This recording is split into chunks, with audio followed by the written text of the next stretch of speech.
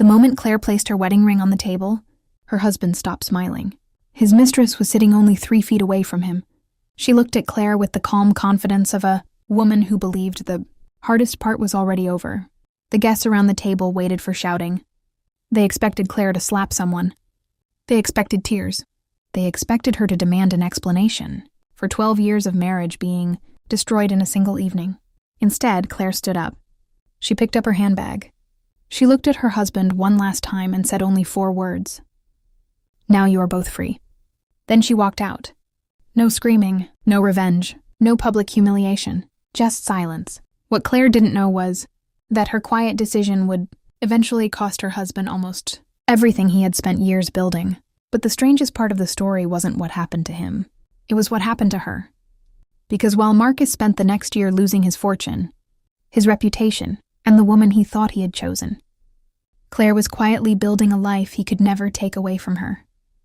Before we continue, if you believe dignity can be stronger than revenge, take a moment to like this video, leave a comment, share this story with someone who might need hope, and subscribe to the channel. Sometimes walking away isn't weakness. Sometimes it is the moment a person finally chooses herself. Claire had been 34 when she met Marcus. At the time, neither of them had much. Marcus was working on a business idea with 2 friends in a tiny office above a repair shop in Denver. The elevator didn't work. The heating barely worked. And there were days when the 3 men sat around a folding table trying to decide which bill could wait until next month. Claire was a physical therapist at a small rehabilitation clinic. She worked long shifts. Sometimes she came home exhausted, took off her shoes at the door, and found Marcus still sitting at his computer. He would look up at her with tired eyes. "I think I'm close." She always smiled. Then keep going. Their first apartment was nothing like the houses Marcus would eventually own. It had 2 small bedrooms, an old refrigerator, and windows that rattled whenever the wind became strong. They didn't have expensive furniture. They didn't travel internationally. They didn't eat at fashionable restaurants. But they were happy.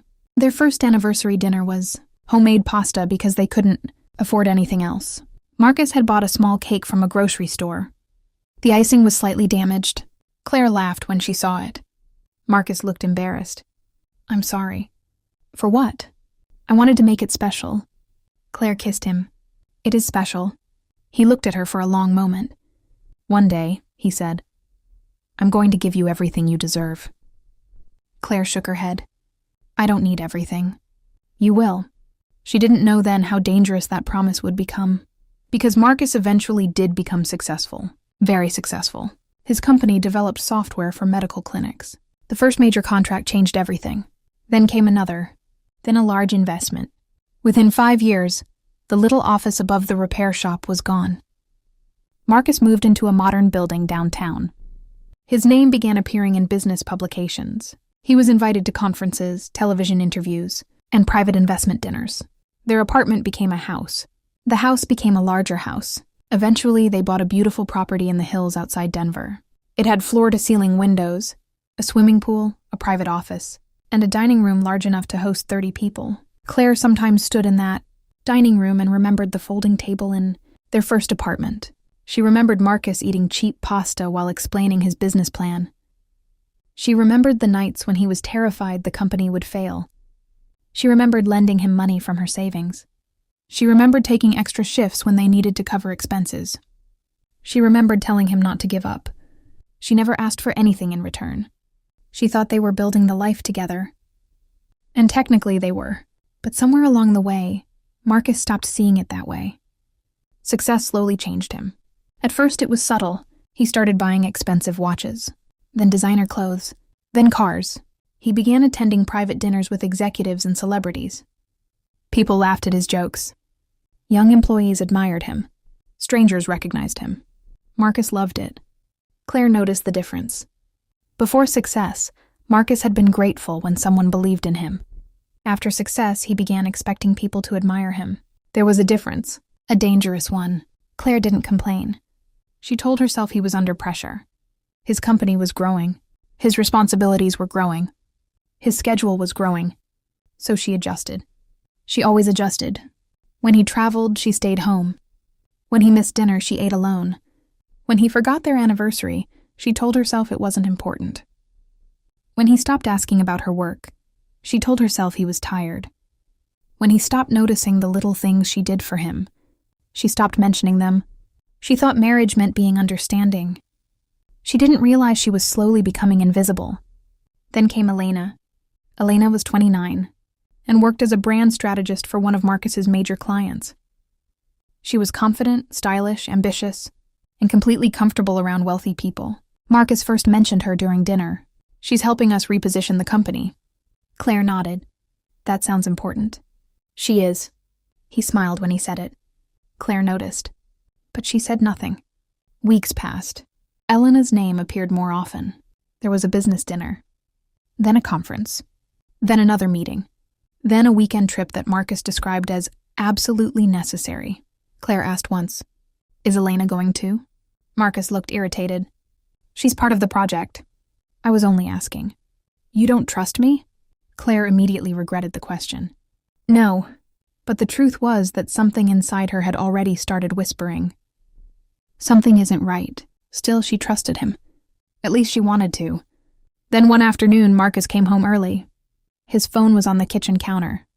A message appeared. Claire wasn't looking for anything. She was simply standing nearby when the screen lit up. "I missed last weekend already." Claire stared at it. She didn't touch the phone. She didn't need to. That evening, she asked Marcus directly, "Is there someone else?" He froze, only for a second. But Claire saw it. "No." She watched him. "Look at me and say it again." He looked at her. "There is nobody else." She wanted to believe him. So she did, for another 3 weeks. Then she found the hotel reservation. A room in Aspen. 2 names. Marcus Hale, Elena Vargas. The reservation was for a weekend when Marcus had told Claire he was attending a private business retreat. Claire sat on the edge of their bed for almost an hour. She didn't cry. She simply stared at the screen. 12 years. 12 years of believing that loyalty meant something. 12 years of helping him build the life he now used to impress another woman. She could have called him. She could have called Elena. She could have exposed everything. Instead, she waited. Not because she was weak, because she wanted to hear the truth from the man she had married. The opportunity came 2 weeks later. Marcus was hosting a private dinner at their home. There were investors, business partners, wealthy friends, and Elena. Claire had not been asked whether she was comfortable with Elena attending. Marcus simply told her she would be there. "She is important to the company." Claire smiled. "I understand." That afternoon, she prepared for the dinner. She helped the staff arrange the dining room. She checked the flowers. She made sure the wine Marcus liked was served. She wore a simple dark blue dress. Nothing dramatic. Nothing designed to attract attention. She looked like the woman she had always been. Quiet, elegant, composed. When the guests arrived, Marcus was charming. He moved around the room like a man who owned the world. Elena stood beside him. She laughed at everything he said. Claire watched them from across the room. There was no doubt anymore. At dinner, Claire sat near the end of the table. Marcus was seated at the center. Elena was beside him. At one point, Marcus raised his glass. "To new beginnings." Everyone laughed. Claire looked at him. New beginnings. The words stayed in her mind. Then Elena leaned toward Marcus and whispered something. He smiled. Claire understood. She slowly removed her wedding ring. The diamond caught the light. Nobody noticed at first. She placed it on the table. The sound was barely audible. A small metallic click. Marcus looked at her. His smile disappeared. "What are you doing?" Claire stood. "I think you know." Elena looked uncomfortable for the first time. Claire turned toward her. "You don't need to explain anything." Marcus stood too. "Can we talk privately?" Claire shook her head. "No, please. No." His voice became desperate. "Claire, don't do this here." She looked around the table. Everyone was watching. For 12 years, she had protected Marcus from embarrassment. She had covered his mistakes, defended him, made excuses for him. Tonight, she decided, she was finished protecting him from the consequences of his own choices. She picked up her handbag. Marcus stepped toward her. "Where are you going?" Claire looked at him. "Away from this." "You're just going to leave?" "Yes." "You're not even going to fight for us?" Claire's eyes filled with sadness. Marcus, I spent 12 years fighting for us. He had no answer. She looked at Elena, then back at Marcus. Now you are both free. And she walked out. The front door closed behind her. No screaming followed. No dramatic scene, just silence. Claire drove to a small hotel downtown. She sat in the car for several minutes before getting out. She looked at her empty ring finger. For the first time in years, she felt frightened. But underneath the fear was something else. Relief. The divorce was painful. But Claire refused to turn it into a public war. Her lawyer told her she had every right to pursue a large settlement. She did, but she wanted what was legally hers, nothing more. She didn't want Marcus's company. She didn't want his mansion. She didn't want revenge. She wanted a clean beginning. Marcus tried to convince her to reconsider. At first he apologized. Then he blamed stress. Then he blamed the pressure of success. Then he said his relationship with Elena had been meaningless. Claire listened. Finally, she asked, "Did you love me when you were doing it?" Marcus looked down. "I don't know." That answer ended the marriage. Not the affair, not the hotel reservation. That answer, because Claire realized she wasn't dealing with a man who had simply made one terrible mistake. She was dealing with a man who had stopped protecting the life they had built. The divorce became final 6 months later. Claire moved into a small apartment near the rehabilitation clinic. The first night, she ate soup from a bowl while sitting on the floor because she hadn't bought a dining table yet. She looked around. The apartment was tiny. There was no marble, no pool, no expensive art, no staff, and somehow she smiled. She could breathe. She started rebuilding her life. She worked at the clinic. She volunteered at a community center. Then she began helping women recovering from difficult divorces. She helped them find jobs. She helped them prepare resumes. She helped them understand finances. She listened to stories that sounded painfully familiar. One woman told Claire, "I don't know who I am without my husband." Claire understood exactly what she meant. She answered, "Then maybe this is the first time you get to find out." That sentence changed something inside Claire. She decided to create a small program for women starting over. She called it New Path. At first, it was only a few volunteers. Then a local foundation offered funding. A company donated office space. More volunteers joined. Within a year, New Path was helping dozens of women. Claire didn't become rich. She became useful, and for the first time, she was building something that belonged entirely to her. Meanwhile, Marcus's life began falling apart. At first, everything looked normal. He and Elena appeared together at events.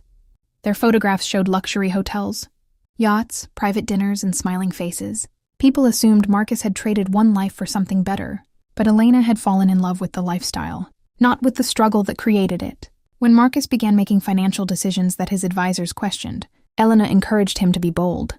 "People admire risk," she told him. Marcus believed her. He invested heavily in a new artificial intelligence platform. His advisors warned him. The market was unstable. The numbers didn't make sense. The valuation was inflated. Marcus ignored them. He had become accustomed to being the smartest person in the room. He invested millions. Then the company collapsed. The losses were enormous. His investors panicked. Banks demanded repayment. 2 major clients ended their contracts. Then came the lawsuits. Marcus tried to save the company. He sold property, then cars, then investments. The mansion went on the market. The same house where he had once hosted glamorous dinners was suddenly being photographed by real estate agents. People he had called friends stopped answering his calls. Business partners disappeared. The people who had praised him for years suddenly had nothing to say. And Elena? She stayed for a while. Then the money became tighter. The expensive trips stopped. The gifts became less frequent. One morning, Marcus woke up to find half of Elena's belongings gone. There was a note on the kitchen counter. "I need a different life." Marcus stared at it. A different life. The same words he had once used to justify leaving Claire emotionally. Now they had been used against him. For the first time, Marcus understood what Claire had experienced. Not completely, but enough. He was alone in a mansion he knew he would soon have to leave. The dining room was enormous. The table was still there. The chairs were still there. And Marcus remembered the night. Claire had placed her wedding ring on that polished surface. He remembered her face. Not angry, not screaming, just finished. He finally understood why her silence had frightened him more than shouting would have. Shouting would have meant she still wanted something from him. Her silence meant she had already let go. Months later, Marcus saw Claire again. It happened at a charity event. New Path had organized a fundraiser. Claire stood on a small stage in front of several hundred people. She spoke about rebuilding after betrayal. She spoke about women who had spent years supporting other people and forgotten themselves. She spoke about financial independence, about courage, about starting again. Marcus stood near the back of the room. Nobody noticed him. He listened. Claire looked confident. Not rich, not glamorous, just confident. When the event ended, Marcus waited near the exit. Claire saw him. For a moment, neither spoke. Finally, he said, "You look well." "I am. I've heard about New Path." Claire smiled. "It's doing well. You built all of this?" "With a lot of help." Marcus nodded. "I wanted to say I'm sorry." Claire looked at him. "I know." "No, I don't think you do." He swallowed. "I destroyed something I didn't understand the value of." Claire was quiet. "You did. I lost the company. I heard. I lost the house. I heard." Elena left. Claire said nothing. Marcus looked at her. "Everyone left."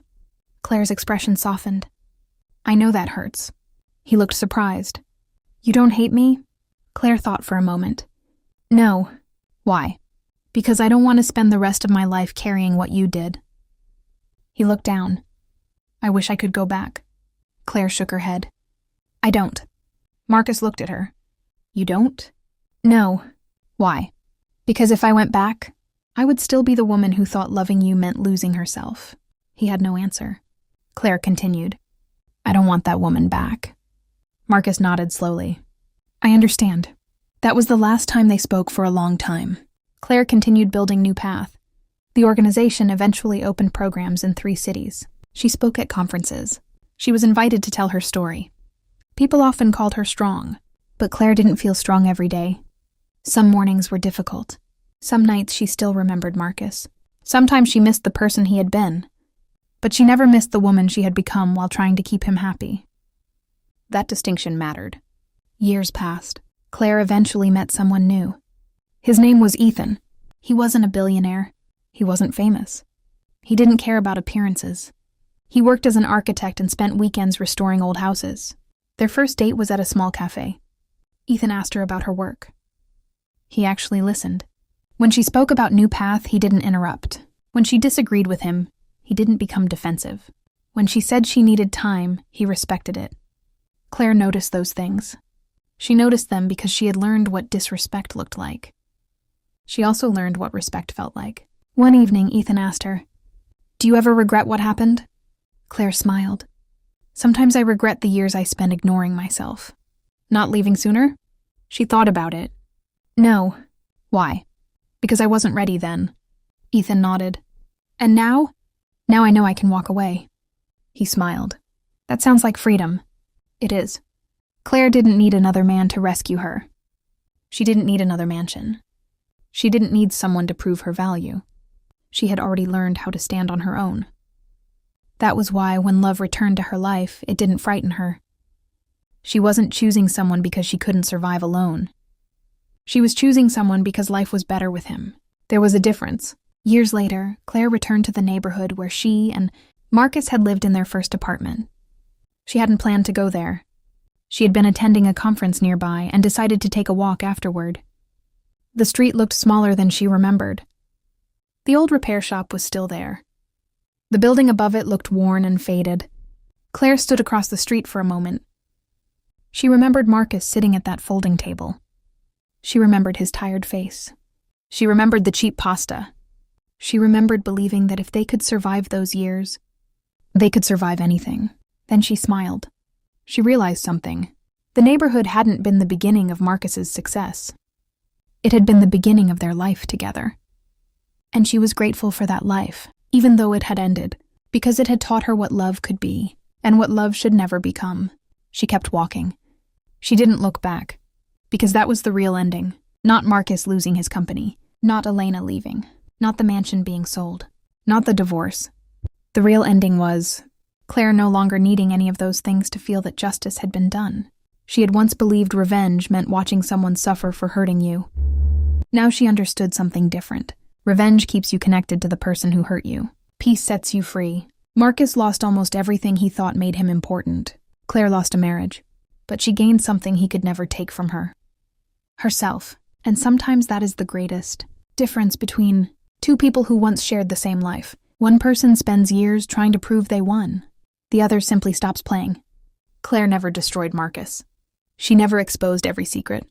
She never tried to ruin Elena. She never posted angry messages online. She never called his investors. She never stood outside his office demanding an apology. She simply walked away. And because she did, she had room to become someone new. Years later, Marcus would sometimes hear about her. New Path had opened another center. Claire had received an award. She had helped hundreds of women. Her name appeared in newspapers. Not because she had married a successful man, because she had built something herself. Marcus once saw her photograph in a business magazine. The headline was, "Woman turns personal loss into a new beginning for others." He stared at the photograph for a long time. Claire was smiling. Not the careful smile she used to give at his business events. A real one. He closed the magazine. For the first time, he wasn't angry. He wasn't jealous. He was simply ashamed of the man he had been. And perhaps that was the final consequence. Not losing his money. Not losing Elena. Not losing his reputation. But finally understanding what he had thrown away. A woman who had loved him before the cars, before the mansion, before the investors, before strangers knew his name.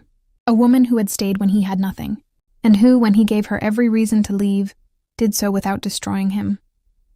Claire had once placed her wedding ring on a dining table and walked out of a room full of people who expected a battle. She thought she was leaving a marriage.